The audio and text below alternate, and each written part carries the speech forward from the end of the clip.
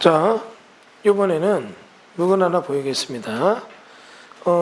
물건을 제가 이게 좀 보고 재밌어서 교육자료로 쓰려고 했더니 마침 또 울산에 계신 한 분이 질문을 했더라고요. 내용인즉슨 울산광시 동구 화정동에 있는 근린주택 336평, 토지가 735평입니다. 49억짜리가 62억까지 올랐다가 30억까지 떨어졌죠.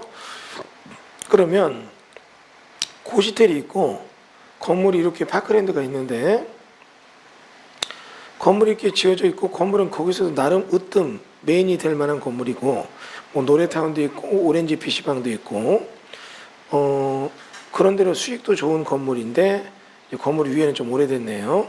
자, 그러면 이렇게 되어 있는 이 땅에 대해서 이 건물에 대해서 보면 울산에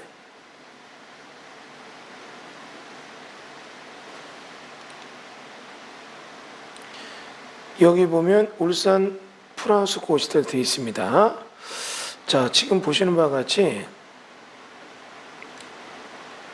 요 필지에 이제 여기 요 뭐 예정에서 그 지도는 뜨는데 이 땅에 대해서 가만히 보면 뭐 입지나 이런 세입자 관계는 민법적으로 다 끝나는데 재밌는 게 당권에 중복된 자사권에 의한 감정 시 소유자 이연개발에서 해당 물건의 일방향 숙박시설 건축 인허가를 울산광시 동구청으로 득하고 이세개발에서 이를 승계했다.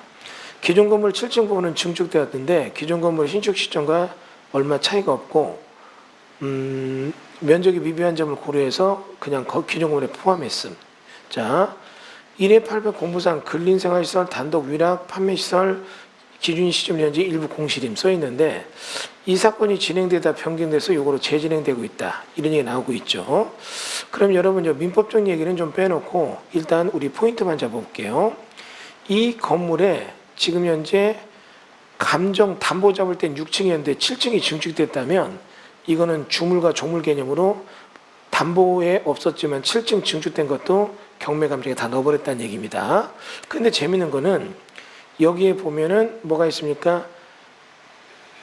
이연개발에서 해당 물건에 대한 일반형 숙박시설 건축 인허가를 울산광시 동구청으로 득하고 이세개발에서 이를 승계해서 인허가가 넘어갔다고 나오죠. 그럼 이건 뭘 얘기하냐면 이런 얘기입니다.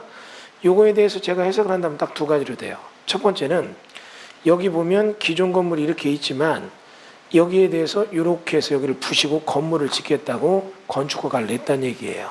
이해되시죠? 자, 기억하세요. 기존 건물이 있다 하더라도 이걸 부시고 다시 짓기로 할 때 꼭 부셔야지만 건축허가를 내는 게 아니라 기존 건물이 있는 상태에서도 건축허가를 낼 수 있다는 얘기예요. 이해되시죠? 근데 이거 건축허가 낸 게 저쪽으로 넘어갔다는 얘기입니다. 그러면 이건 낙찰받을 때 어떻게 되느냐? 전혀 걱정할 거 없습니다. 낙찰받고 여러분이 이거 갖고 있으면 얘네는 이거를 착공신고를 해야 되는데 못해. 왜? 착공신고는 건물 철거와 동시에 해야 되는데 건물은 아직 철거가 안 됐잖아요. 이해되죠? 그러면 착공신고가 안 됐기 때문에 건축허가는 일정 시점 지나면 소멸되니까 전혀 문제 없어요. 근데 이제 이게 이런 경우가 문제입니다. 여기 보면 여기 지어진 건물이 있는데 이 건물을 갖고 건축물의 용도 변경을 하는 거예요. 용도 변경을 할 때 일정 면적이 넘어가 버리면 건축법 규정에 대한 얘기를 적용해서 용도 변경에 대한 게 진행됐다면 이런 용도 변경에 대한 것도 착공신고 주문을 적용을 해요. 그러면 그런 쪽에 대한 얘기는 이게 지금 이렇게 지어진 거를 용도 변경하겠다. 그러면 착공신고가 되어 있다면 용도 변경에 대한 접수돼서 넘어가는 건 낙찰받고 나면 어떻게 해요? 이게 백도로 이제 바꾸는 게 좀 복잡해질 수 있습니다. 근데 그거에 대해서는 조금 더 복잡하게 얘기를 풀어볼 얘기가 있어서 제가 조금 물건을 아끼고 물건에 대한 설명을 아끼고 일단 이 물건은 제가 진단컨대 이걸 부시고 다시 짓기 위한 뭐요? 인허가가 나 있다. 이렇게 해석이 됩니다. 왜냐하면 이미 이 정도 짓겠다고 인허가 내는 건 심의를 통과했고 심의를 통과하다 보니까 여기에 어떤 얘기가 뜨느냐. 자, 지도를 보세요. 심의를 통과하기 때문에 여기에 뜨는 얘기가 뭡니까? 예, 롯데시네마 울산 화정 2002년 3월 예정 이렇게 해서 뜨잖아요. 그러니까 이게 지금 지어지려고 한다는 얘기가 나오는 거죠. 자, 아무튼 요거는 부시고 다시 짓게 되는 건축 인허가를 받은 걸로 보입니다. 건축물의 용도 변경이가 아니라 자, 이렇게 해서 우리가 기존 건축물에도 건축 인허가가 날 수 있다. 이거 기억해 주기 위해서 강의 내용을 구성해 봤습니다. 자, 강의 마치도록 하겠습니다. 감사합니다.